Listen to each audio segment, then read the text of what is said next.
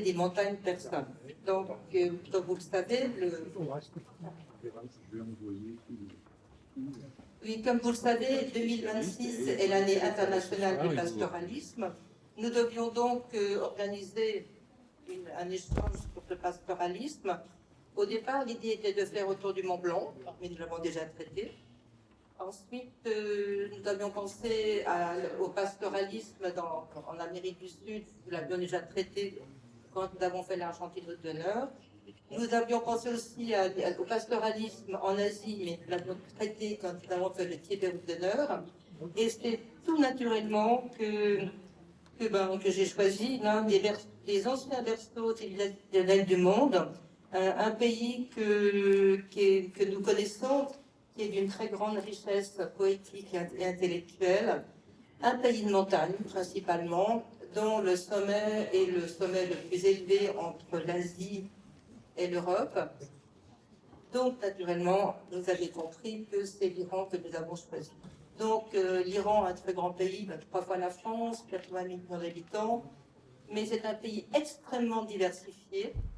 Et nous avons convié, pour ce regard croisé, Frédéric Denier-Frangoret, qui, lui, connaît l'Iran.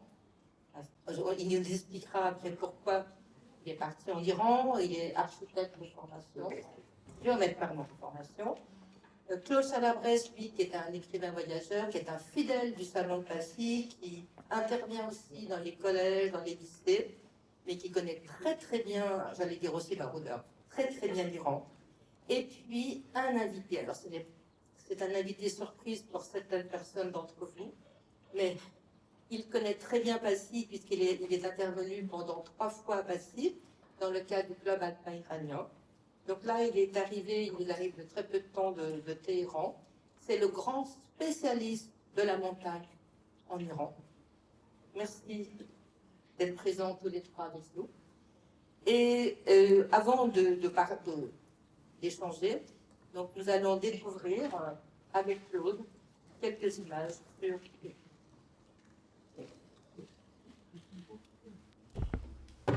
Merci Yannick.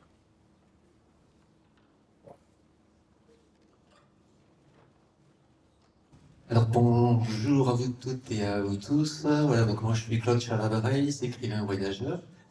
D'ailleurs moi et Frédéric nous dédicassons nos livres respectifs juste à la sortie de cette salle. C'est peut-être à moi de jouer. Et Yannick ?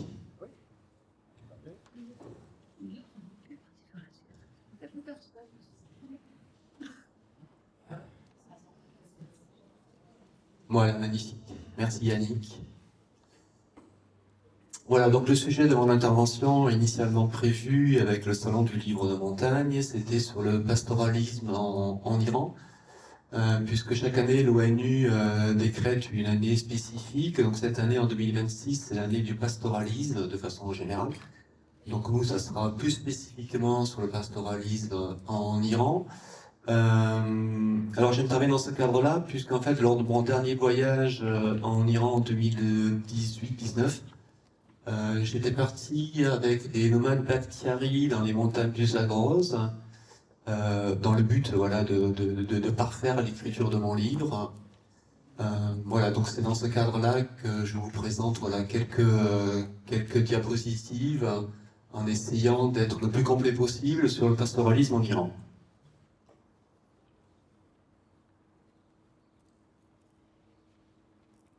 Voilà, donc on verra rapidement qu'est-ce que c'est le pastoralisme. L'Iran, c'est un pays essentiellement tribal. Puis voilà, nous déroulerons tous ces chapitres au fur et à mesure de la présentation.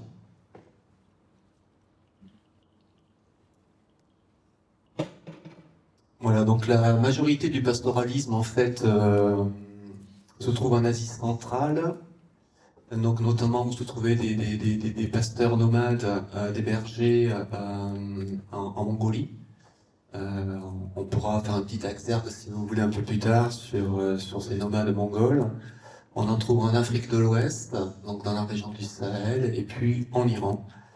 Mais il est vrai qu'il y a de moins en moins de peuples nomades dans le monde. Donc l'Iran, je vous disais, c'est un pays essentiellement tribal. Je pense que c'est le pays le plus tribal au monde, où il y a le plus de tribus. Donc là, vous voyez le code des couleurs, j'espère que c'est visible. Donc vous avez des Kashkai, vous avez des Baloutches, qu'on retrouve essentiellement autour de l'Afghanistan et du Pakistan. Vous avez des Azéris, donc c'est plus la région, c'est l'Azerbaïdjan oriental, donc c'est la partie nord-ouest, où il y a Tabriz, si vous le voyez. Puis vous avez forcément des Témuris, vous avez des Kurdes, puisqu'il y a une partie du Kurdistan, ce pays qui n'existe pas, à cheval entre l'Irak, la Syrie, la Turquie et donc l'Iran. Donc c'est la partie extrême ouest. C'est-à-dire que les tribus occupent près de 800 000 km², donc soit la moitié de la superficie du pays.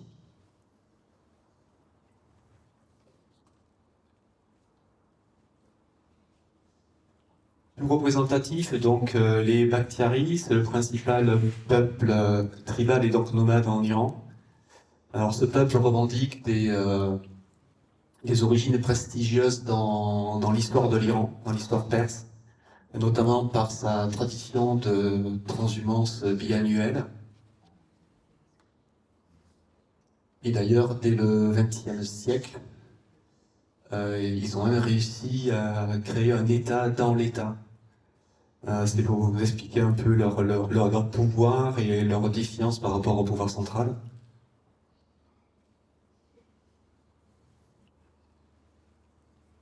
Donc quelques photos que j'ai prises lors de ce périple dans les montagnes du Zagros. Alors, les conditions de vie sont très spartiates.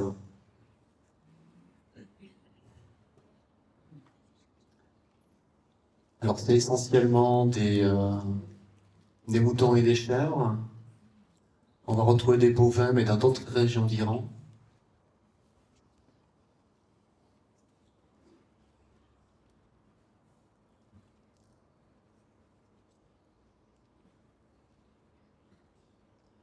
Donc je vous disais, c'est très spartiate. La seule condition, le seul point qu'ils ont gardé par rapport au modernisme, c'est la bouteille de gaz qui trimballe avec eux.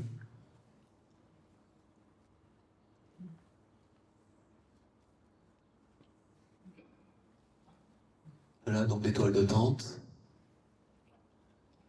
Voilà, donc ça c'était le chef de famille, son épouse.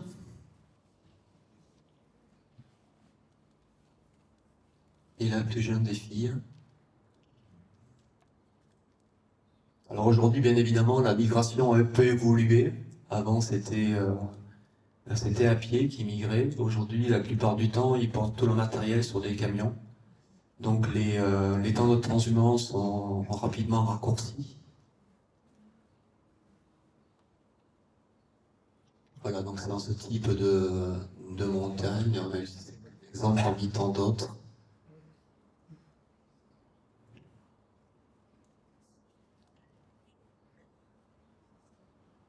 C'est très aride. C'est très très aride, à savoir que là on était quand même à 2000 mètres. 2200. C'est pour ça que d'ailleurs c'est du pastoralisme, c'est des transhumances qui évoluent en fonction des points d'eau essentiellement, mais aussi des pâturages. Alors au fond de vallée, on distingue quelques tentes, donc difficilement accessibles. Là, vous voyez bien que les camions ne passent pas.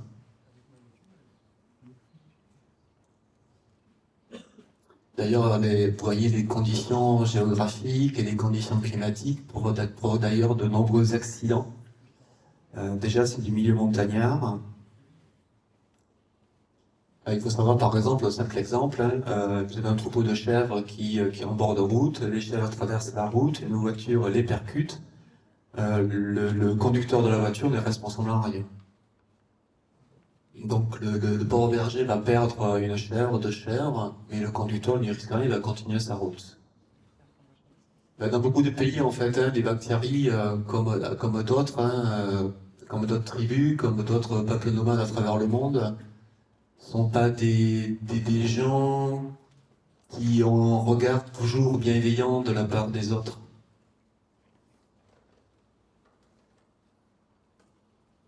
Alors là, ici, la seule différence, c'est qu'on a une partie quand même qui est en dur. J'avais retrouvé un petit peu ces murs de pierre au Ladakh, donc la région dans l'extrême nord de l'Inde. On retrouve ces murs de pierre, alors qui servent à dresser une toile au-dessus et donc s'en servir comme campement, mais qui servent aussi parfois aussi pour enfermer les bêtes. Donc là, ils n'ont plus qu'à dresser une toile dessus pour se protéger.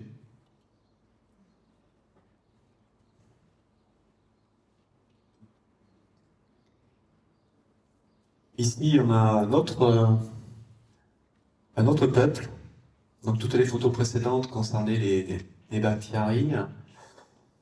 Ici, on est chez les Qashqai. Donc cette photo ne m'appartient pas, hein, vous avez le copyright en dessous de la photo.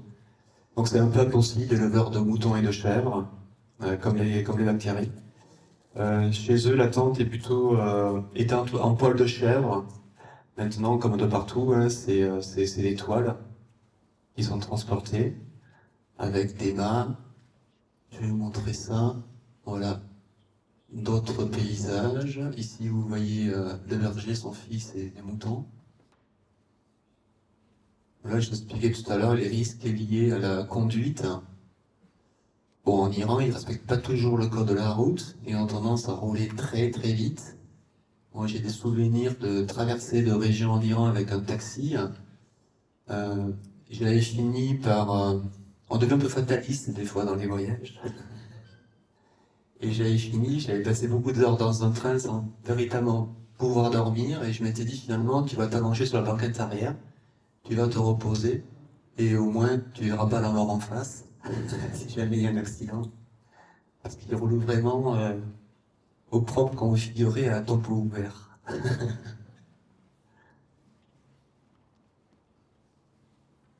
Voilà, donc ça c'est le type de tente chez les Qashqai. Après, ça c'est qu'une illustration, hein. Entendez bien que ce n'est qu'un exemple d'une photographie prise par un photographe à un moment donné. Aujourd'hui, quand même, on constate une uniformisation chez les peuples nomades, bien qu'ils aient chacun leur région, leur pâturage. Ouais, chez les Qashqai, souvent le sol c'est un peu plus riche, on va dire, que chez les Bakhtiaris, donc ils vont avoir une natte au sol, ils vont stocker toutes leurs affaires, leurs vêtements, leurs ustensiles de cuisine autour des tentes. On va dire que c'est un peu moins foutoir, peut-être, si vous me permettez l'expression, que chez les Bakhtiaris.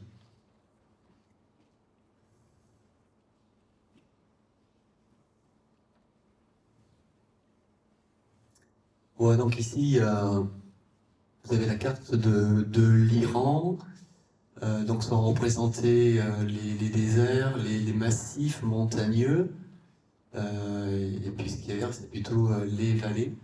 L'Iran est un pays essentiellement, on va dire, désertique, si vous passez cette expression. Euh, la population est concentrée dans des vallées, vraiment dans des cités urbaines et industrielles. Et ailleurs, en fait, il y a vraiment peu de monde. Et donc, en fait, en termes de paysage, on va retrouver donc des pâturages différents et donc des élevages différents. Typiquement, dans le nord, il va tomber beaucoup plus de pluie, donc les pâturages sont plus riches. Donc, c'est là on va trouver des bovins. Et de partout ailleurs, c'est un climat un peu plus désertique, donc les pâturages sont plus rares, moins riches. Donc, ça va plus être le domaine des ovins et des caprins. Voilà, et c'est des régions en Iran qui sont très sèches, il y a beaucoup de sécheresse, nonobstant le fait qu'il y a un problème de gestion de l'eau. Dans ces régions, il va tomber moins de 100 mm de pluie par an. Il y a beaucoup de vent aussi. Pardon, excusez-moi, je reviens sur la diapositive.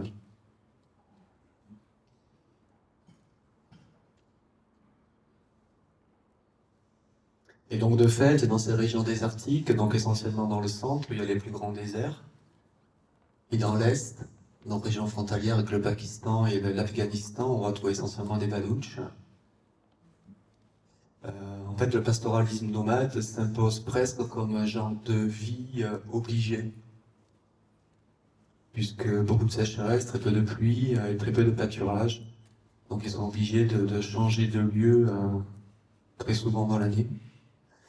Les pâturages ont une utilisation collective. C'est la condition aussi de mobilité des troupeaux. Et à contrario, donc dans les régions de l'ouest et du nord, où je vous disais les précipitations sont plus importantes, de fait, on a aussi une utilisation agricole des pâturages. Et donc c'est un peu plus compliqué là, de partager ces lieux. Voilà, il y a toujours des conflits entre les agriculteurs, et ils sont beaucoup de vergers, et donc les pasteurs nomades. Donc je vous disais, hein, problème de gestion de l'eau en Iran. Il y a un truc qui est magique en Iran, qu'on va retrouver aussi en Algérie avec les Fougara, qu'on peut retrouver aussi, non pas très loin, dans le Vaucluse, je pense à un petit village de Ville-sur-Ozon, où en fait ils ont creusé des souterrains, donc des conduites d'eau, pour capter l'eau des montagnes et pour irriguer les zones agricoles. Donc là en Iran c'est des ranotes, ici c'est marqué Kanat. C'est un système qui est vieux de 2000 ans. Donc l'avantage, voilà, c'est que ça transporte l'eau sur des centaines de kilomètres. Voilà, j'ai marqué dizaines, mais c'est mon côté un peu marseillais qui exagère les choses. Mais voilà, c'est vraiment sur des dizaines de kilomètres, et j'ai un souvenir en Algérie, les Fougara, c'était 50-60 kilomètres. Et le second avantage, c'est que l'eau sur Terre échappe à l'évaporation. Déjà, il n'y a pas d'énergie. Voilà, donc en bout de chaîne, avec la pente, on va directement irriguer les cultures. Parfois il y a des puits aussi, mais c'est souvent des puits à balancier, donc il y a rarement des moteurs. Et puis surtout, voilà, l'eau sous terre échappe à l'évaporation. Et donc dans chaque village, je vous disais, voilà, un homme en charge l'entretien des ranotes et surtout une juste répartition de l'eau, donc en volume et en temps d'irrigation. Et donc ce monsieur a un prestige, vous pouvez imaginer, puisque c'est lui qui gère la répartition de l'eau.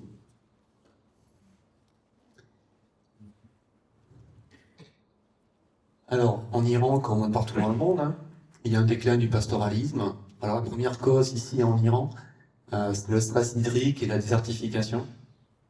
Donc, en 2025, l'Iran a connu sa 6e année consécutive de sécheresse et son été le plus chaud depuis 60 ans. Donc, à cette évolution climatique, s'ajoute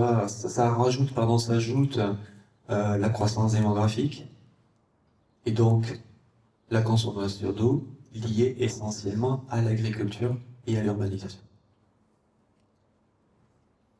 De plus aussi, savoir que l'Iran, par rapport au conflit géopolitique, l'État a encouragé l'autosuffisance agricole. Donc il y a beaucoup de cultures de blé, de riz, de betterave, de coton, de maïs, très gourmandes en eau. Donc ce qui encourage justement de puiser dans ces ranotes, dans ces canaux d'irrigation. Et donc vous imaginez par conséquence, il y a moins d'eau disponible et de fait moins de pâturage pour les nomades.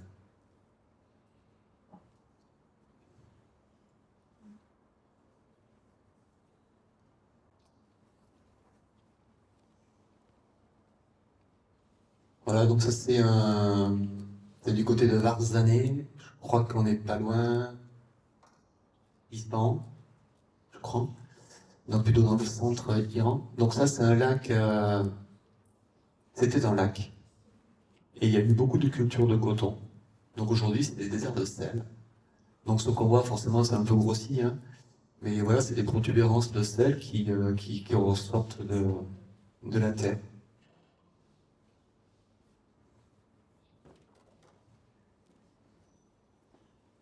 Savoir par exemple que la sécheresse est tellement violente en Iran que même le gouvernement a envisagé, là c'était en novembre 2025, il a envisagé de déplacer la capitale Téhéran.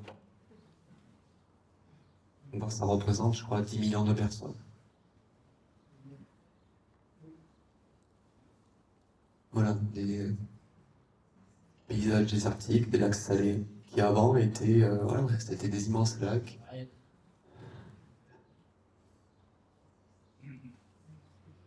La seconde cause, c'est la politique d'utilisation des pentes.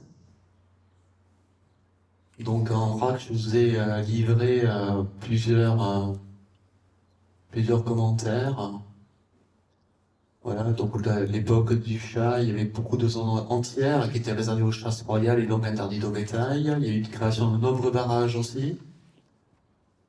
Des gisements de pétrole, sachant que ces gisements de pétrole étaient souvent sur les terres des nomades. Donc ils recevaient quand même un pourcentage sur les bénéfices assez faibles. En général, c'était donc de quelques pourcents. Voilà. Je vous indiquais le dernier commentaire, interruption de l'importation de viande de l'étranger. C'était les consommateurs de viande en Iran. Voilà, ce qui a entraîné de fortes demandes en Iran et donc une augmentation du cheptel.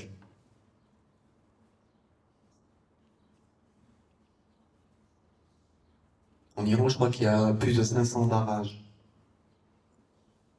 Bon, ils ne sont pas tous pleins, mais il y a 500 barrages. Troisième et quatrième cause, la raréfaction des bergers. Vous imaginez bien voilà, que la scolarisation, pardon, cette envie de, un petit peu comme je me rappelle très bien au Ladakh, cette envie d'avoir des souliers vernis, des attachés-caisses, donc d'aller à l'université, d'aller dans le centre urbain. Donc il y a de moins en moins, c'est toujours le papillon hein, qui s'approche de la lumière, du réverbère, parfois s'y brûler les ailes. Donc voilà, cette envie d'urbanisation va entraîner une raréfaction des bergers. Et le peu qui reste, ils demandent plus d'argent. Et tout le monde n'a pas les moyens de les payer. La quatrième cause, c'est le changement migratoire. Hein. Donc de plus en plus de loisirs, de plus en plus de tourisme. Même si en ce moment, depuis 2019, depuis la Covid, ça s'est bien calmé. Mais l'Iran a toujours essayé d'attirer les tourismes via des politiques plus ou moins réussies.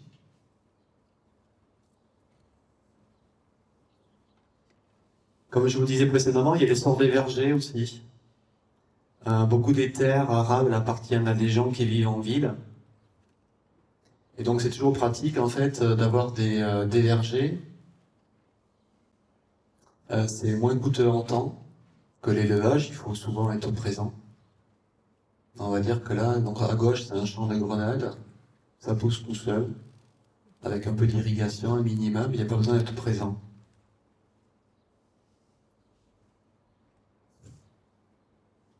Et bien évidemment, la sédentarisation, hein.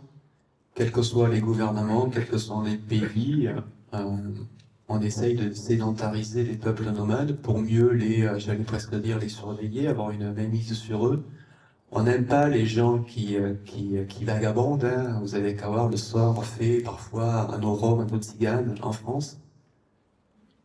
Alors, la sédentarisation, ça passe par ça, mais ça passe aussi par plein de choses, comme le costume traditionnel. Voilà, remplacé par un complet vestement européen.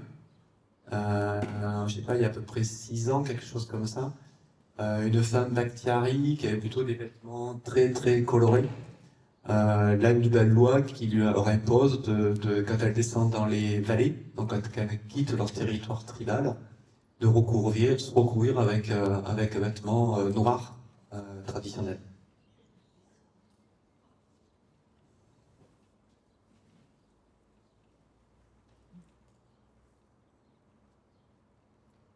Voilà, je vous laisse tranquillement lire.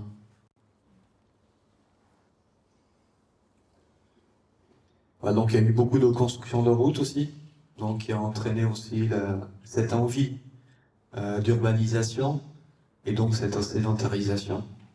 Avec l'électrification des villages, la construction de ponts, l'ouverture de coopératives. Alors tout ça, c'est géré par l'organisation des affaires tribales, donc géré par les Bakhtiari eux-mêmes. Mais en fait, ils se tirent une balle dans le pied. qu'en fait, ils incitent par tout ça, en fait, à supprimer tout ce qui est pastoralisme, tout ce qui est nomadisme.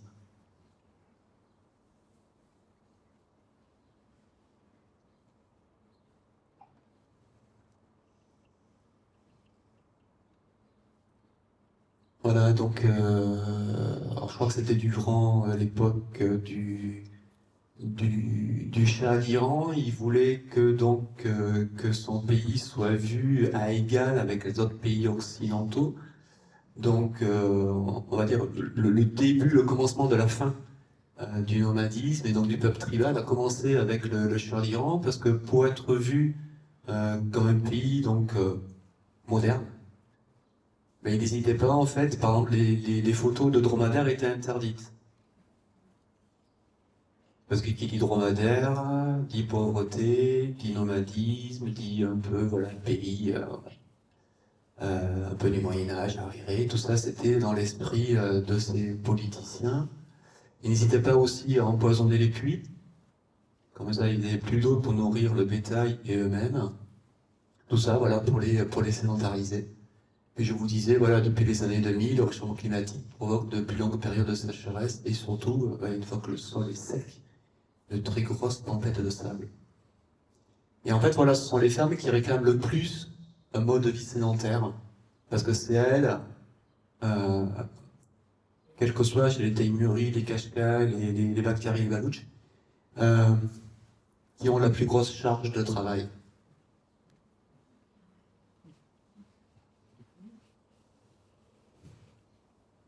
Donc ici, quelques photos de Sarah Kasseyed. Donc c'est des petits villages, excusez-moi, je crois que j'ai avancé trop vite. Donc c'est un petit village dans les monts du Zagros, dont le point culmine à 4000 et quelques mètres, 4400 si ma mémoire est bonne. Et Sarah Castiel, c'est un petit village du bout du monde, c'est des heures de 4x4 sur des pistes défoncées. En fait, c'est assez amusant la construction en fait. C'est que la terrasse de l'un, c'est le toit de la maison en contrebas en fait. Je sais pas si vous le voyez bien, donc les toits servent aussi parfois à faire sécher l'herbe pour le fourrage pour les animaux. On voit très bien ici, hein. Alors on trouve ces constructions, pas qu'ici, on le retrouve aussi en Irak, on le retrouve un peu de partout, hein. Mais c'est vrai que là c'est assez spécifique. Bon, c'est des peuples très très pauvres, donc ils sont bactiarisés, ils sont sédentarisés, mais la pauvreté n'a guère évolué.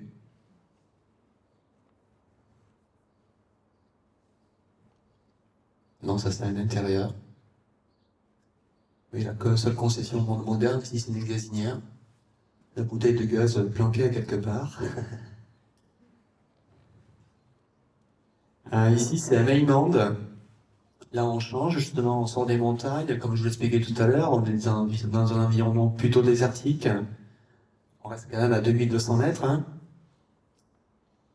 Et là, c'est les habitants, ils pratiquent un mode de nomadisme en trois phases. Alors, c'est plus pour les habitants que les animaux. Pour tout vous dire, il y a de moins en moins d'habitants. Alors, il y a des maisons semi-enterrées pour les abriter du vent, voire des maisons troglodytiques qui sont utilisées en hiver. Donc là, ils sont vraiment enclavés dans la maison. Et il y a des maisons qui sont implantées près des rivières pendant l'été, au début de l'automne, où là ils vont pouvoir donc s'abreuver et abreuver les troupeaux. Et c'est assez particulier à Maymont, ce nomadisme en trois phases. Voilà notre intérieur. Donc on a une maison troglodytique. Vous avez juste un puits de lumière qui sert à la lumière à entrer et aux fumées à s'échapper.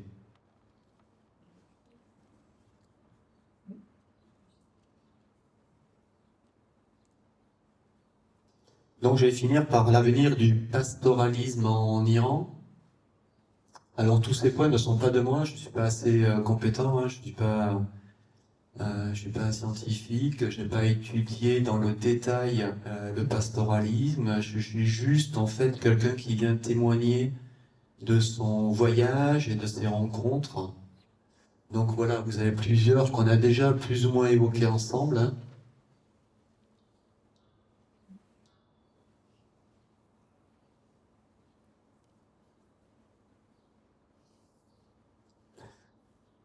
Le pastoralisme en Iran, il a existé parce qu'il y avait des grands khans. Alors, les grands khans, c'était on va appeler ça des chefs de clan.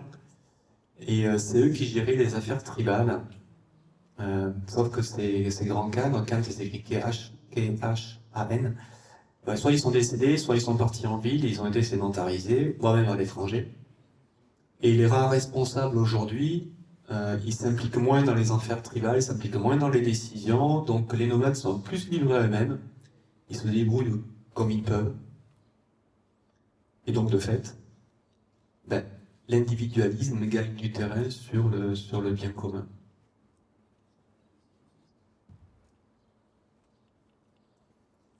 Voilà, ce voyage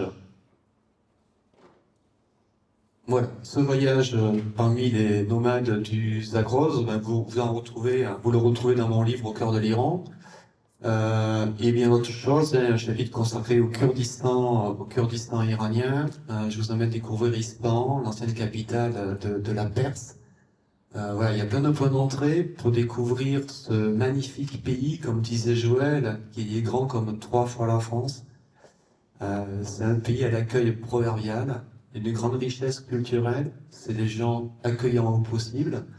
Donc je ne vous convie pas à partir en Iran, ça serait déraisonnable. Mais on peut très bien voyager en Iran, ce qu'on appelle du voyage par procuration. Là vous y êtes, on a fait un petit voyage en Iran, puis vous allez continuer avec 2 autres intervenants. On peut voyager en Iran à travers de la lecture, à travers un reportage photo, à travers un documentaire, mais il est essentiel de continuer à voyager en Iran pour ne pas les laisser tomber. Voilà. Merci à vous toutes et à vous tous.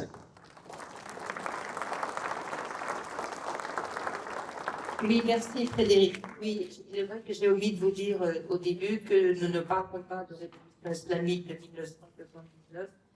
Nous ne parlerons pas de guerre, nous ne parlerons pas donc d'un régime théocratique qui a confié le pouvoir à un clergé chiite. Nous parlerons de montagne et nous parlerons de pastoralisme unique. Voilà, je voulais le préciser. Donc merci Frédéric. Merci. Frédéric, pourquoi être parti en Iran? Alors, je suis parti en Iran parce qu'à une période déjà c'était possible. C'est-à-dire en 2015, il y a eu les accords sur la non-prolifération du nucléaire iranien. Et donc de 2015 à 2018, il y a eu un temps béni des dieux pour que tout un chacun puisse aller en Iran sans risquer d'être emprisonné ou sans risquer pour sa vie. Et c'est à ce moment-là que j'ai choisi de partir. Moi, ma quête, c'est la quête du père. J'ai été élevé sans connaître mon père, et mon père est iranien. Alors, je n'ai pas été élevé dans le secret, puisque ma mère m'a tout de suite dit ton papa est iranien, mais il est resté en Iran, pour X raisons que vous pourrez découvrir dans ce livre. Et donc, pour moi, à l'âge de 50 ans, partir en Iran, c'était découvrir le pays de mon père. Merci Frédéric. Et pourquoi aussi d'avoir fait le monde amaran? Alors, quand je suis arrivé en Iran, j'ai rencontré une personne et j'ai eu le plaisir qu'elle soit là aujourd'hui, c'est Alireza Mohana, puisque j'y suis allé pour la première fois à titre professionnel et non pas à titre de visiteur curieux, puisque je suis géomètre expert, je faisais partie d'un groupe d'experts de la montagne, d'aménagement de la montagne, et ces aménageurs de la montagne s'étaient regroupés ensemble dans un cluster montagne qui est à Montmélian, et on est parti à une quinzaine d'aménageurs de la montagne pour aller visiter l'Iran et pour voir ce qu'on pouvait faire comme business en Iran dans le monde de la montagne. Et arrivé là-bas, quand on va en Iran et qu'on veut voir la montagne et qu'on veut voir comment elle est équipée et comment elle fonctionne, cette montagne, forcément on arrive à une adresse qui est chez Alireza Mohana, qui est ici, qui est le meilleur ambassadeur du monde iranien, du monde de la montagne en Iran. Et c'est comme ça que j'y suis allé une première fois. Et puis que, justement, en échangeant avec Alireza, qui a toujours des rêves aussi un peu fous dans la tête, on s'est dit, ce qui serait bien, c'est de revenir et d'aller, comme nous en France, les géomètres français, on mesure tous les 2 ans le Mont Blanc, c'est de faire la mesure du Damavand, mais avec des experts iraniens de la montagne et avec des experts français. Et c'est pour ça qu'on a monté une expédition en 2016, en juillet 2016, avec une dizaine de Français experts de la montagne et leurs homologues. Donc il y avait des médecins iraniens et des homologues français-iraniens. Médecins français, pardon. Donc on a pu comparer les secours en montagne, la différence de secours en montagne. Je ne vous fais pas un dessin, hein, mais en France, on arrive pour une entorse en hélicoptère. Ben, en Iran, forcément, on peut espérer le croissant rouge, mais il n'est jamais venu de mémoire d'homme. Donc, on descend plutôt sur un âne pour redescendre, et puis on s'en remet à Dieu. Et c'est quand même souvent ce qui se passe malgré tout dans ce pays. Et puis, donc, il y avait un géomètre iranien, un géomètre français, des gardiens de refuge iraniens, des gardiens de refuge français, des photographes aussi. On a monté cette expédition dans le but d'aller mesurer le plus haut sommet de l'Iran, qui est le mont Damavand, à 5610 mètres d'altitude, l'altitude officielle, 5610 mètres.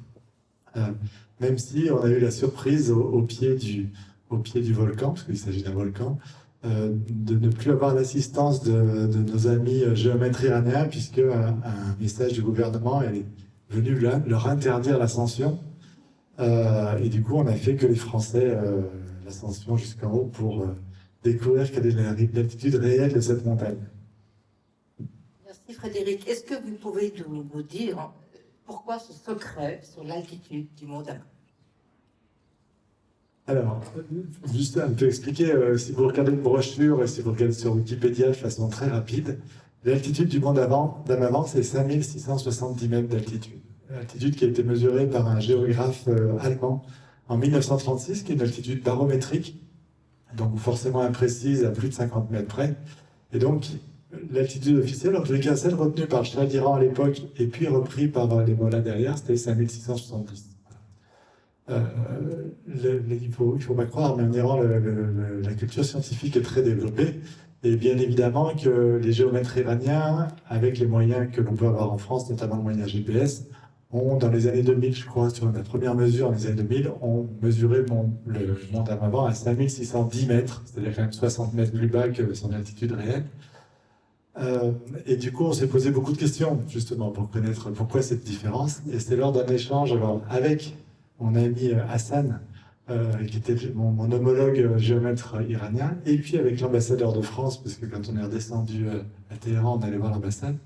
Et alors, il semblerait, c'est une hypothèse, mais qui est crédible en tous les cas aux oreilles de l'ambassadeur, c'est qu'en étant à 5670 mètres, le Damavand est plus haut que l'Elbrouz, qui est à 5650, et donc il domine toute la région de l'Asie occidentale, et accessoirement toute l'Europe, puisque l'Elbrouz c'est quand même le plus haut sommet de l'Europe dans son grand territoire, pas que de l'Europe, enfin pas que le Mont Blanc qui est. Nous on pensait que le Mont Blanc c'est le plus haut d'Europe, mais non, c'est le plus haut de l'Union européenne, mais sur l'Europe géographique, c'est l'Elbrouz le plus haut à 5650, et donc à 5670 le Damavand est plus haut.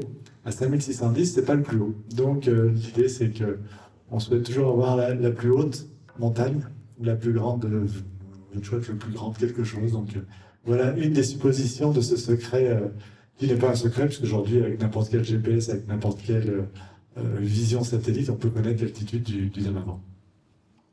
Merci Frédéric. On m'a souvent dit, écoute, si tu vas là-bas, il faudra vraiment que tu t'adaptes, et tu risques aussi de souffrir de vapeurs donc sulfureuses à l'arrivée.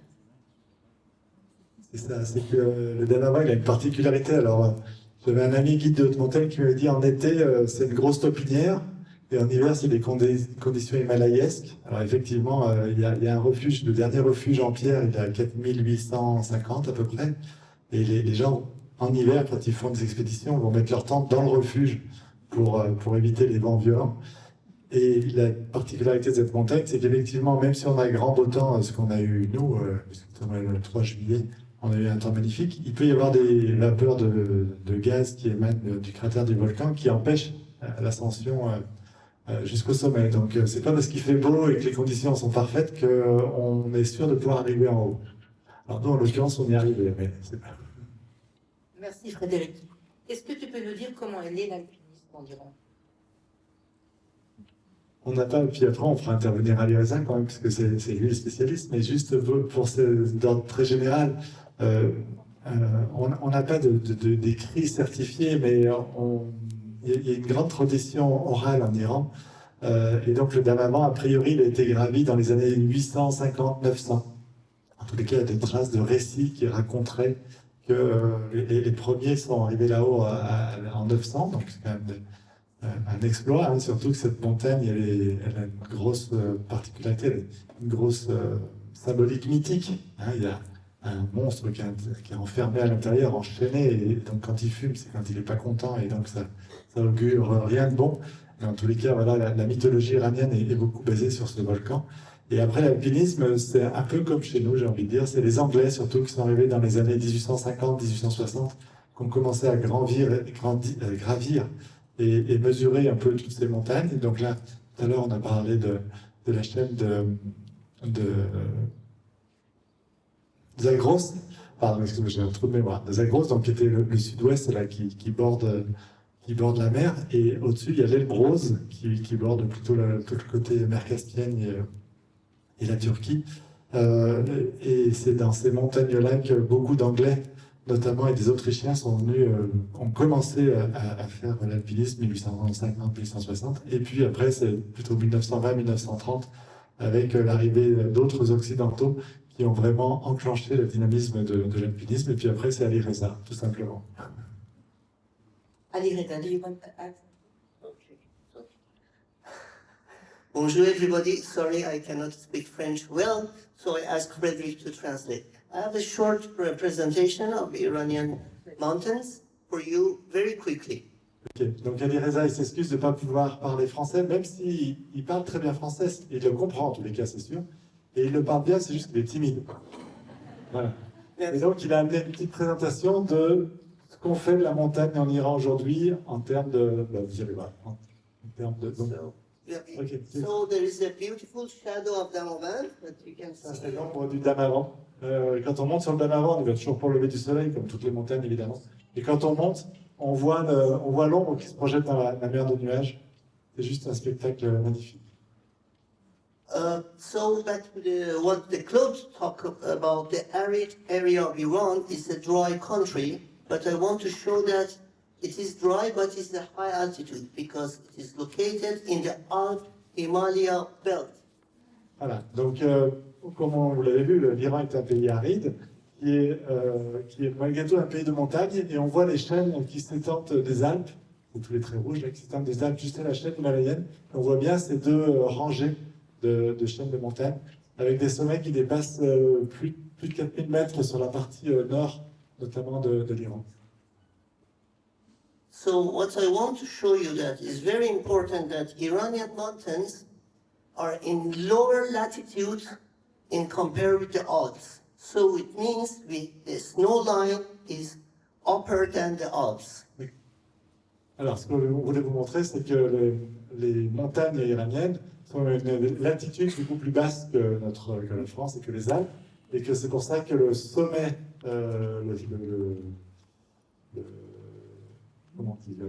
l'altitude pour laquelle il faut qu'il y ait de la neige, elle est plus haute, elle est plus élevée forcément. La neige est à la plus haute altitude. Voilà.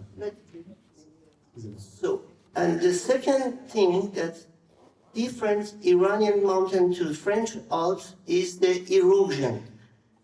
Because the erosion in the Alps is by glacier, but erosion in Iran is by weathering and the rivers. So the morphology is totally different. Et la deuxième chose qui différencie les Alpes des montagnes iraniennes, c'est l'érosion, puisque chez nous elle est glaciaire, alors que là-bas elle est plutôt liée aux précipitations et au vent. For same reason, we can say that we don't have any exact history of first ascent of Iran mountains because they have been accessible without modern alpinism. Voilà, et c'est pour cette raison qu'on n'a pas de date vraiment précise du début de l'alpinisme en Iran, puisqu'il n'y avait pas de suffisamment de modernité pour accéder sur ces montagnes. So here are the mountain massifs plus 4000 mètres sommet of Iran. It's 271 sommets. 261 sommets de plus de 4000 mètres sur l'ensemble des montagnes d'Iran. So this is the Alborz range, and this is Zagros. Zagros. Okay. So we have a big colony of the 4000 mètres sommets here. Donc là, dans le cercle jaune, c'est là où il y a la plus grande chaîne de sommets à plus de 4000 mètres d'altitude. The famous Damavand that Frederick summit. le dame avant que voilà, Oui. je gravis et vous pouvez lire l'aventure. And the second massif of a famous massif in Iran, Alamkou, that we compare with Mont Blanc, with the Massif de Mont Blanc, Massif de Alamkou, a même altitude, 4850 mètres. 4850 mètres, donc similaire au Mont Blanc, avec une paroi nord qui est comparée aux Grandes Jorasses. Exactement, exactement, merci. Troisième massif, le sommet de l'Iran, c'est Sabalan, qui est 4811 mètres. C'est ici en Azerbaïdjan. OK? Tu l'as dit en français. Après, okay, so there is the Zagros range, three important zones or range in the Zagros. We have Oshtaranku in Alamkou, we have Zardku, and we have Dena. All of them are the lands of the nomads that Claude talked about that. So we have to bridge between two talks. Ouais. And, Le lien entre nos deux interventions, c'est que les peuplades dont a parlé Claude tout à l'heure sont sur ces trois secteurs-là. And we have another zone in Iran that we have the 4,000 meters in Kerman. It's called Hazar or Hazar. Voilà, la dernière zone de plus de 4000 mètres, c'est Hazar ou Hazar. Okay, so I want to show you just a quick activity of mountaineering in Iran, because some people think it's arid, it's desert. So you will be surprised to see that we have ski mountaineering in Iran. Alors, c'est juste pour vous montrer quelques activités montagnardes en Iran. Beaucoup de gens pensent que c'est des déserts où c'est très aride. Ça n'empêche que ça, c'est des déserts de neige, mais bon, c'est pas. Mais voilà, donc ça, c'est du ski alpinisme que vous pouvez voir. Oui, it's in Takht Soleiman, in Alamkou, massif de Alamkou. C'est un massif de Alamkou, donc le deuxième plus gros massif au nord-ouest qu'on a vu tout à l'heure. And this is rando in front of the Damavand. It is called the Lassem. Lassem Mountain. La seule montagne devant Damavand que vous voyez là-bas derrière. Avec les fumées. C'est pas de nuages, là, c'est les fumées. C'est pas fumé, c'est... Ah, c'est nuage. C'est nuage. Ok, avec les nuages. alors. Yes. Après, c'est autre activité, c'est parapente, of course. So parapente is now popular in Iran, and I show you the best pictures of my friends that they did cross-country paragliding records in Iran. I explain. Ok, donc c'est un ami d'Ali Reza, c'est Amin Azini, c'est ça? Ouais, c'est ça, je pense que c'est ça. C'est Amin Azini.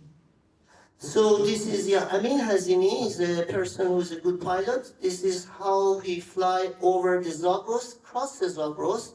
He flies from the Khuzestan, and he land in the Charmahal Bakhtiyari. So it's a big temperature difference, 49 degrees where he décollage, and when he atterrissage in the Charmahal Bakhtiyari, it was 15. Voilà.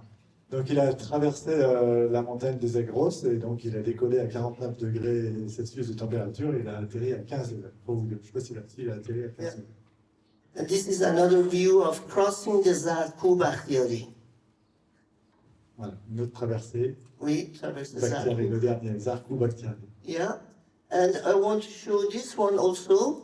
That is, he flies from north of Tehran, because Tehran, the capital, is located on the bottom of the Alborz, Tochal mountain. And he take off from north of Tehran, on the own Katmin Met, and he went to Semnan in 2 days, 245 kilometers and 14 hours flight. It was a good record in Iran for cross-country. Donc lui, il est parti du nord de Téhéran. Téhéran, c'est vraiment situé sur le massif, sur le piémont de l'Alborz. Et le haut de Téhéran, c'est 1700 mètres d'altitude, mais lui, il est monté, j'imagine, à Tochal à 4000 mètres d'altitude. Et après, il a fait cette traversée en 14 heures, j'ai plus les chiffres, mais bon, en 14 heures, des 245 km de toute la traversée de la chaîne. And this is another view that the pilot top landing on Damavand and continue to the Caspian Sea. So it was a national record. Top landing on Damavand and take off Et again. voilà, donc il est parti du haut du Damavand juste pour rejoindre la mer Caspienne au nord de l'Iran. And another activity, ice climbing, that I show you some beautiful pictures in central Alborz. And the right one is the famous Iranian female instructor, Parvin Rezai, and the other one is my friend Afshin Yousefi. You found beautiful ice falls just 1 or 2 hours from Tehran. Alors le fil rouge de toutes ces photos-là, à partir de là, c'est que ce sont que des femmes qui sont là, ce sont des alpinistes femmes. Et Alireza avait à cœur de vous montrer voilà, 2-3 photos d'alpinistes femmes qui sont en Iran et donc qui peuvent se... Alors aujourd'hui, elles peuvent se dévoiler, mais à l'époque, elles ne pouvaient pas. Sauf que dans la montagne, c'est une espèce de liberté, donc toutes les femmes enlèvent le voile. Also another Iranian girl who climbed in near the Karaj, it's called Khur Ice Fall, and it's a beautiful shot of an Iranian ice climber. So I go to another, okay, you want to say? No, that's just Fatima Fatemeh Nemati, yeah. So the rock climbing is very popular in Iran. We have hundreds of climbing gyms and outdoor sites. Donc l'escalade est très populaire en Iran. Et il y a une centaine de clubs, c'est ça que j'ai dit? Yeah, hundreds. I don't know. Ouais, une centaine de clubs d'escalade. Et ils sont champions du monde d'escalade de vitesse aussi. Because bien sûr, Voilà. Reza Ali Pourati, Champion du monde d'escalade de vitesse, c'est iranien. it's Elnaz Rekabi, the famous Iranian female climber, and it's a beautiful site just half an hour from Tehran. It's very beautiful, like the front of Ça, c'est Boulder. à une demi-heure de Téhéran. Quand vous pourrez aller à Téhéran, vous pourrez aller là à une demi-heure de Téhéran. And it's about big wall climbing. You can see also Elnaz Rekabi, but I think this picture is taken in Spain by Elnaz, the famous Iranian female climber. The other one is in Alampu. You can see the climbers here, and the other one is here. It's called Polish route in Alampu, north face of Alampu. C'est la voie des Polonais à l'Alamkou, hein, donc 4850 mètres d'altitude. Et how long is the face? Oh, 800 from bottom of glacier Yes. 800, Okay. so you climb about 500 meters. Ok, 500 mètres. 500 mètres de pierre, et 800 mètres pour aller jusqu'au classique. It's granite. So we have canyoning, beautiful canyonings. Maybe you don't believe in Iran, we have such beautiful canyonings. Also the picture is taken by a girl, my friend Tina and Dayesh. And also they do winter canyoning with a wetsuit, and it's very difficult. So they open a new route and they discover some canyons. It was a discovery expeditions they did in Iran many years. So Ouais. Donc ça, ce sont toutes les amies IE d'Alireza. Donc le canyoning, comme on le connaît chez nous, et aussi du canyoning en conditions hivernales avec des habits spéciaux, enfin pour l'hiver en tous les cas, pour pouvoir ouvrir. Et là, c'est l'ouverture d'une nouvelle voie sur une glace, sur un canyon en glace. yeah, I choose by purpose the pictures or some materials from the girls to show that Iranian women are very active in mountain activities. It was Et là, c'est juste pour montrer que les femmes iraniennes sont très actives dans la montagne iranienne, mais elles sont très actives dans la société iranienne d'une façon très générale. Femme, vie, liberté, même si on ne fait pas de politique. we are very proud of them actually. Mais ils sont très fiers de leur femme.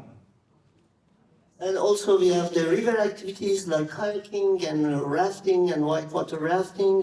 These are pictures by Mohammad Saftarian, and some of them are the discovery expedition in Bakhtiari and in Kherson. Kherson is a famous river in the Bakhtiari region, and the other one is Sirwan in Kurdistan. They went for discovery expedition. The other one is near the Isfahan, and yeah.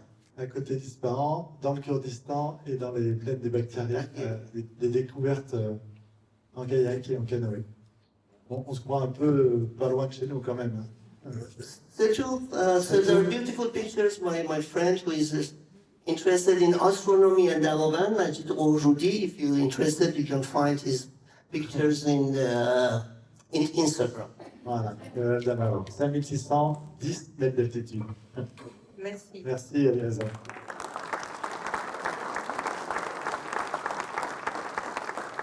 Je voulais juste faire une petite parenthèse. J'ai contacté Zored, donc c'est la plus jeune femme, c'est une jeune guide iranienne, hein, la seule femme guide de montagne iranienne, mais elle ne peut pas venir, je l'avais contactée, elle ne peut pas venir.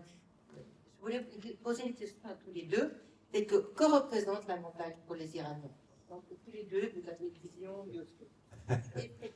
et La montagne pour les Iraniens, c'est l'espace de liberté, c'est ce que j'ai déjà dit un petit peu tout à l'heure, c'est-à-dire que c'est tant que le régime était très à cheval sur notamment le fait de se voiler, En fait, dès qu'on arrive dans le nord de Téhéran, à 1700 mètres d'altitude pour la station, pour le départ pour Tochal, on sent déjà qu'il y a un peu le souffle de la liberté et que les mèches de cheveux s'envolent un peu dans le vent. Et puis après, quand on monte vraiment tout en haut, là-bas, il n'y avait pas de gardien de la Révolution. Et du coup, c'est beaucoup plus libre et les garçons et les filles peuvent un peu plus se rapprocher. Enfin, pouvaient. Moi, je vous parle d'un temps, c'était 2018, où ça commençait à se libéraliser. Ça s'est un petit peu resserré par la suite. Et semble-t-il, aujourd'hui, en tous les cas, à Téhéran, c'est très, très, très libre. Aujourd'hui, il n'y a plus le port du voile. La loi existe toujours, mais elle n'est plus appliquée. On va dire ça comme ça. Et donc, la montagne iranienne, c'est symboliquement l'espace de liberté pour les Iraniens. I think what Frederick said is a complete answer, but I would like to answer that even before revolution, people used to go to mountain for liberty, for freedom, and it was a part of the activity of the revolutionary groups before the revolution, you know. Used to go. L'activité avant la révolution, en tous les cas, c'est quelque chose qui tenait beaucoup au Shah d'Iran, puisqu'il avait fait Dizin, la station de Dizin, il voulait faire la Courchevel d'Asie, il voulait faire la Courchevel du Moyen-Orient, c'est Dizin. Et effectivement, la révolution a tout arrêté en 1979, mais en tous les cas, il y avait la promesse d'un vrai développement du ski et du sport de montagne en Iran. Le Shah d'Iran est d'ailleurs un projet pharaonique, mais il était devenu un petit peu excentrique sur la fin de son règne. En fait, il voulait relier Téhéran à la mer Caspienne par un télécabine. Et la télécabine de 1960, qui a été construite en 1965-66, qui relie le haut de Téhéran, le quartier nord de Téhéran, à Tochal, à 4000, donc de 1700 à 4000 mètres d'altitude, était à l'époque du Shah d'Iran la plus longue télécabine du monde, et construite par quelqu'un qu'on connaît ici, enfin par une société qu'on connaît bien, c'est Poma, qui avait eu le marché. Voilà. Et c'est pour ça qu'en 2016, on revenait pour notamment refaire la télécabine de Tochal. Bon, ça s'est arrêté en 2018, malheureusement, mais c'était ça l'idée. Donc, c'est le même espace d'évasion dans tous les sens du terme, qu'il soit religieux, politique, sociétal. C'est l'espace de liberté, comme tous les peuples de montagne, j'ai envie de dire, et comme tous les pays de montagne. Merci Frédéric. Nous avions accueilli, je ne me souviens plus quelle année, Natalia Genmuller, je ne sais pas si elle est parmi nous aujourd'hui. Alors, elle était donc prof à l'ENSA, elle a entraîné, tu connais ? Donc, entraîner des jeunes femmes à grimper en Iran. Est-ce que ça continue? Il y a une petite question à poser aussi, c'est comment était organisé le tourisme. Pardon. Excusez-moi. Une petite question à tous les deux, c'est comment était organisé le tourisme pendant le gouvernement et comment est organisé le tourisme maintenant. Alors, quand on est allé en 2017, l'ambition de l'État, c'était de faire du tourisme, le tourisme religieux, un vrai tourisme de masse.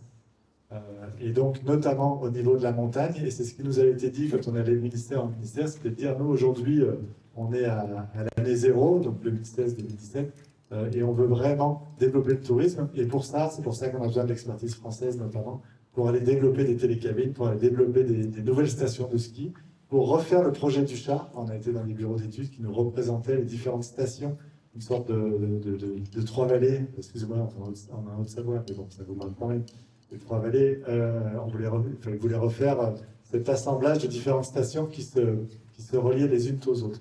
Il y avait une vraie volonté de développer le tourisme.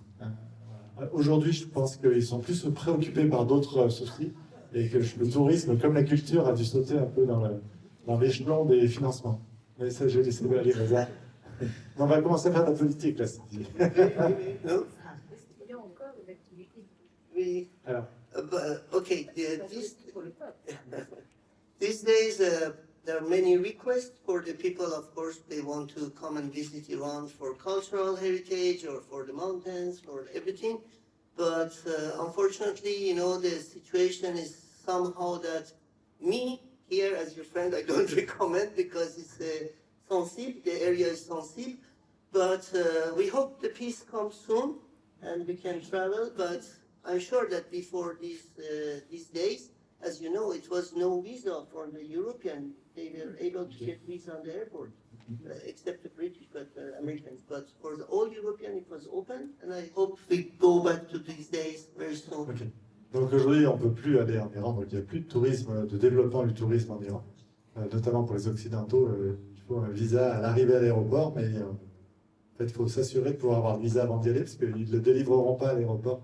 En ce moment, en tous les cas, c'est un pays qui est en guerre, évidemment, donc il n'y a pas de visa aujourd'hui, donc il n'y a plus de développement touristique. Et à l'intérieur du pays, l'inflation est telle aujourd'hui que, à part les riches familles fortunées, j'imagine, qui peuvent toujours se financer des choses, il n'y a plus ce tourisme en Iran. Mais c'est quelque chose Juste pour compléter, ouais, je t'en prie, Frédéric. Juste pour compléter, les Iraniens adorent véritablement leur pays. Donc le premier tourisme, il est d'abord iranien, il a toujours été iranien. Oui, comme disait Frédéric, il y a eu une grande époque où le gouvernement islamique a essayé de développer le tourisme, donc d'attirer les touristes européens qui sont le plus riches en devises. Pour rentrer en Iran, le visa, il est un peu élevé, il est un peu compliqué, ça a évolué au fil des années. Il y a beaucoup d'administration, beaucoup de papiers administratifs à remplir. Pour remplir une préinscription sur Internet, il faut que le visa soit validé, et avec cette préinscription donc validée, là on peut rejoindre un aéroport européen. Il faut savoir par exemple que les compagnies aériennes sont responsables de vous. Donc, c'est-à-dire, quand vous avez enregistré votre bagage, vous allez au contrôle d'immigration, je ne sais pas, par exemple, Istanbul, par exemple. Imaginons, alors je ne l'ai pas trop ici le plus proche, mais voilà, imaginons Genève, Téhéran, vous passez par Istanbul. Non seulement les Genevois, mais les Turcs vont vérifier que vous aviez votre visa ou le formulaire de préinscription. Ils vont le vérifier parce qu'ils sont responsables de vous. Si vous arrivez en Iran sans visa, vous allez être refoulé aux frais de la compagnie aérienne. Voilà, donc c'est un peu compliqué pour avoir le visa, mais voilà, il ne faut pas oublier que le premier tourisme, il est d'abord iranien. Voilà. Et je pense qu'il continue un peu à visiter, mais c'est sûr, en dépensant un peu moins d'argent. Il faut savoir que le blocus économique, souvent les Iraniens, ils ne travaillent pas pour vivre, ils travaillent pour survivre. Et s'ils veulent vivre, ils enchaînent 3 jobs dans la journée. Non, c'est tout à fait ça en fait, hein. Il y a beaucoup de choses qui sont faites, notamment on parle beaucoup du nord de Téhéran, parce que c'est là quand même où il y a beaucoup plus de monde, hein. Et c'est vrai qu'il y a beaucoup d'aménagements qui ont été faits au pied de Tocha pour les familles, pour tout le monde, et tout le monde sort là-haut, puis on a un point de vue magnifique. C'est comme quand vous êtes à Grenoble, vous allez monter à la Bastille. Il y a un point de vue magnifique sur la ville qui permet à tout le monde de rêver et puis d'admirer le paysage. Oui, quand Frédéric m'a parlé de Alireza, il m'a dit citoyen du monde, un homme qui fourmille d'idées et plein d'énergie. Alireza, est-ce que tu veux rajouter quelques Bon, du coup, je vais redire ce qu'elle a dit. Je fais le double traducteur. Quand je lui ai présenté Alireza, je lui ai dit, il y a Alireza qui sera peut-être par là, parce qu'il habite à Chamonix, Alireza. Quand il habite quelque part de stable, c'est à Chamonix. Et du coup, oui, Alireza, voilà, donc il est un spécialiste de la montagne, comme je vous l'ai dit tout à l'heure. Il a énormément d'idées, et c'est aussi quelqu'un qui écrit beaucoup, qui a fait des livres, des ouvrages sur l'Antarctique, puisqu'il a fait une expédition en Antarctique il y a quelques années, sur, je vais en anglais, mais du coup, sur 5000 ans de technologie iranienne. Voilà, c'est ça, hein, donc un magnifique ouvrage qui parle notamment des canates, ces fameuses canates où on capte l'eau au pied des montagnes et on l'amène à plusieurs centaines de kilomètres. C'est pas marseillais, c'est plusieurs centaines de kilomètres, du côté d'Ispahan notamment. Donc il a fait cet ouvrage-là. Il est en train d'en écrire un autre sur l'université, la faculté de Téhéran, qui a formé toutes les élites des différents gouvernements. Il y a eu 58 ministres, non, 75 ministres. Ok.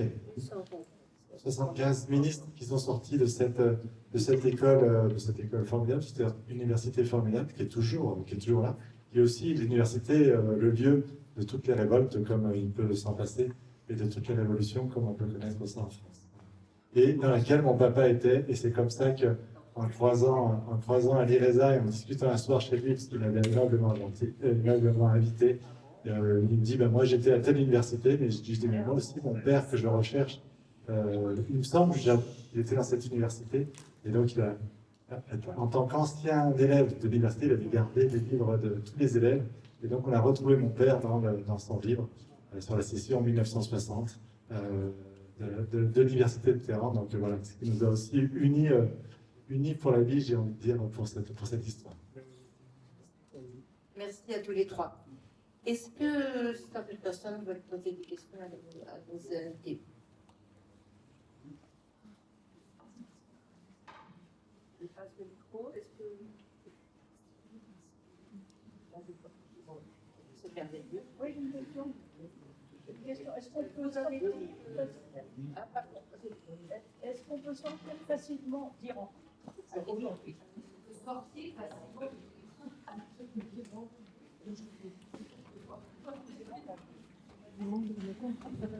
Alors la question est, est-ce que l'on peut sortir facilement d'Iran? Alors qui? Alors pour des Français qui seraient fait mettre dans la prison des villes, non. C'est pas du tout facile. Mais a priori, on n'a plus d'Occidentaux dans la prison des villes. Pour les Iraniens, pour sortir d'Iran tels que Ali Reza, oui. Parce qu'Ali Reza ne fait pas de politique. Ali Reza est un professeur, chercheur.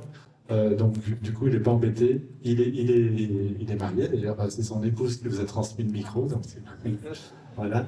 Il est marié à une japonaise, donc il n'y a pas de problème de ce côté-là. Il peut rentrer et sortir d'Iran facilement, sauf en temps de guerre violente évidemment, mais autrement il peut rentrer et sortir facilement d'Iran. Par contre, pour les familles qui souhaiteraient, moi j'ai des amis, des couples iraniens avec enfants, ils ne peuvent pas sortir ensemble d'Iran. En fait, ils ont peur d'un exode massif de tous les gens qui veulent partir. Donc c'est soit elle, soit lui, et en tout cas l'enfant va toujours rester en Iran. Donc le peuple, le pouvoir maintient quand même une pression sur les gens pour ne pas qu'il y ait une fuite, notamment de tous les cerveaux, même s'il y en a déjà eu beaucoup depuis, et notamment depuis la Révolution blanche qu'on a vue du Shah d'Iran. Mais en fait, c'est parce que Franck Abadi, qui est devant moi, là, il pourra parler de Soumaya Pakar, qui est notre ami, puisque des Savoyards sont allés en Iran il y a 8 ans, ils l'ont rencontrée, et il y a un an ou deux, elle les a contactés, et nous aussi, pour qu'elle puisse venir. En fait, c'est une artiste. Elle peint, et elle voulait venir en France. Et je crois que ça a été très compliqué, mais c'est toi qui vas raconter la suite. Non, c'est pas, c'est à la fois compliqué parce que c'est très administratif, parce que c'est compliqué au niveau du visa à l'ambassade française en Iran, à Téhéran. Donc là, il faut remplir plein de papiers, mais elle a pu sortir simplement parce qu'elle a un visa talent et elle est sortie en tant qu'artiste pour une période donnée. Donc à ce moment-là, elle est dans un cadre administratif français et avec l'accord bien sûr des autorités iraniennes, mais il n'y a pas de souci dans ce cas-là. Et comme... Un an ou deux. Oui, mais tout est un petit peu lent. Alors, je reviens encore à l'administration française, je suis désolé, mais tout prend du temps quand on passe dans les... ça se fait, mais c'est un temps un petit peu long quand on doit remplir plusieurs formulaires et justifier de plusieurs... il y a beaucoup de justificatifs à donner, à remplir. Mais une fois qu'on a passé ce filtre, on a ce tamis administratif, après les choses se font. Et ça prend du temps. Et il faut surtout justifier, comme dans tout... je dirais pas, je ne vais pas comparer avec les États-Unis ou avec l'Australie, mais c'est un peu le même principe partout. La seule chose, ça prend un peu plus de temps pour ça, mais ça, on peut, enfin, en tous les cas, en tant qu'artiste, on peut voyager. Oui, alors une fois de plus, il y a la situation familiale qui fait beaucoup. Et après, la différence entre l'administration française et iranienne, je peux parler que de ces deux-là, elles ont la même similitude dans la durée et dans la complexification des choses. Je crois que c'est l'administration mondiale, en fait.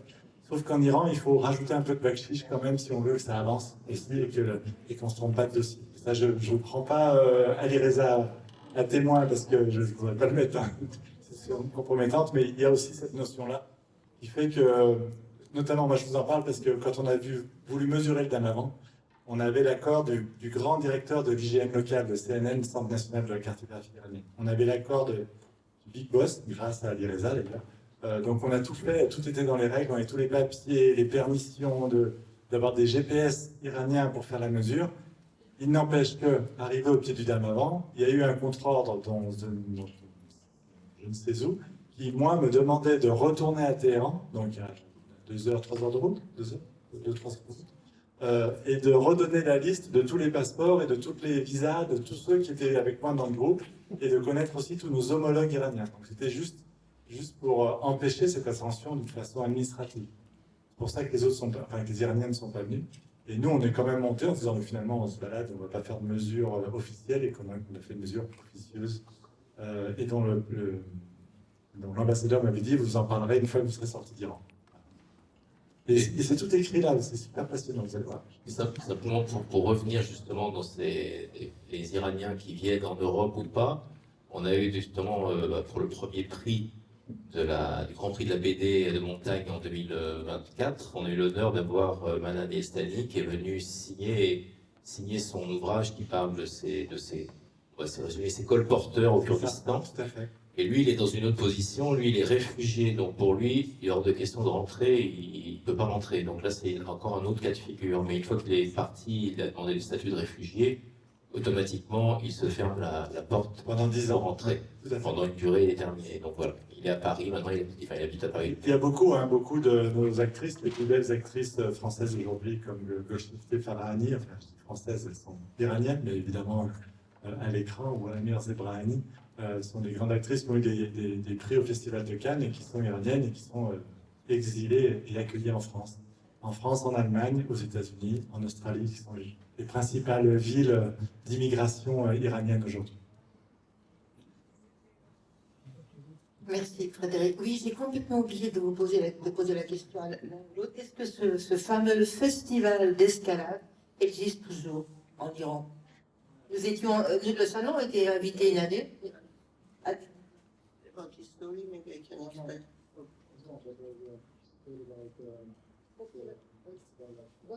Please stop. Yeah, I'm going to say that. Yeah, it started a mutual collaboration between GHM, Groupe d'Haute Montagne, and Iran by the coordination of Ebrahim Notaj. It started in 2010, and then we used to have every 2 years one festival in Bisutun, in Zagros Mountains. That is a big wall, about 1,000 meters, and it's a very long range, about kilometers.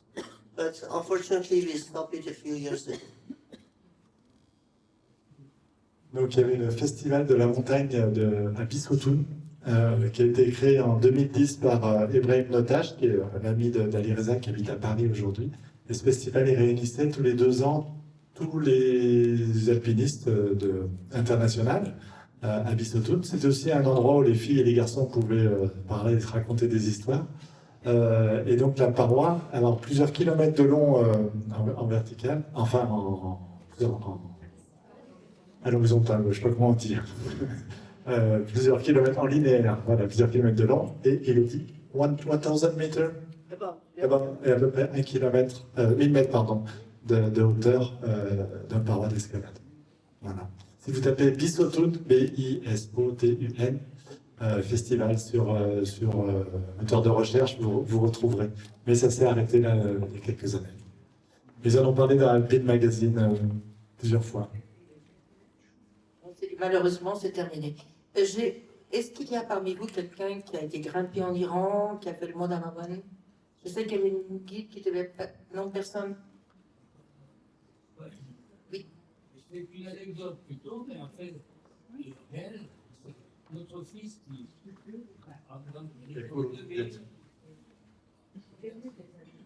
au début des années 2000, il était guide, il avait la trentaine d'années, et donc il a eu l'opportunité d'aller en Iran pour faire du ski de randonnée avec un autre collègue guide de la compagnie.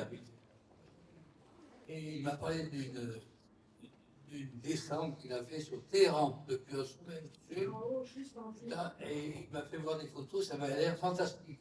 C'est fantastique. Ouais, alors, ça existe toujours, c'est-à-dire... Oui, c'est Tochal. Enfin, j'imagine que c'est Tochal. Hein. La télécavite, je vous dis, elle part du nord, vraiment de la limite urbaine de Téhéran, et elle arrive à 4000 mètres d'altitude, voilà. 3960. De l'autre côté de la crête, il y a une petite station de ski avec 3 remontes-pentes et une école de ski. Alors, les Iraniens, ils sont toujours dans le plus. Donc, ils disent que c'est le plus haut le plus haut. Il n'a pas remonté, mais station. Mais bon, c'est un bâtiment avec un toit rouge. Hein, c'est pas de fou, mais pour eux, c'est voilà, c'est le plus haut truc du monde. À 3000, j'imagine 3900 ou 3850, je ne sais pas trop. Mais par contre, on veut faire effectivement la descente de l'autre côté en hiver, j'imagine. Je ne sais pas si on arrive jusqu'à Téhéran, mais peut-être.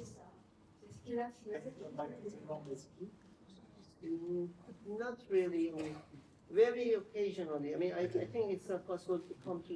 You can go to North Side. Ok, ok. It's difficult, but it's possible. Il n'y a pas de souci, il a pu descendre jusqu'à terre. Mais c'est des conditions exceptionnelles. But as long as it's dangerous to go to the. C'est très dangereux. Non, c'était sûrement des conditions climatiques exceptionnelles parce que je vois pas. Parce qu'après, c'est quand même très, très, très, très raide. C'est des gorges profondes. Donc voilà, effectivement, il faut être alpiniste pour le faire. En tout cas, guide d'autres montagnes, c'est sûr. Mais ils étaient avec des clients. Ouais, ouais, très bien. Mon collègue, c'est un charmant joli. Très bien. Très bien. Merci à tous pour votre présence aujourd'hui. Vous trouverez donc les livres de Claude et Frédéric à l'entrée quand vous sortez sur la table. Merci et bonne continuation et bon salon.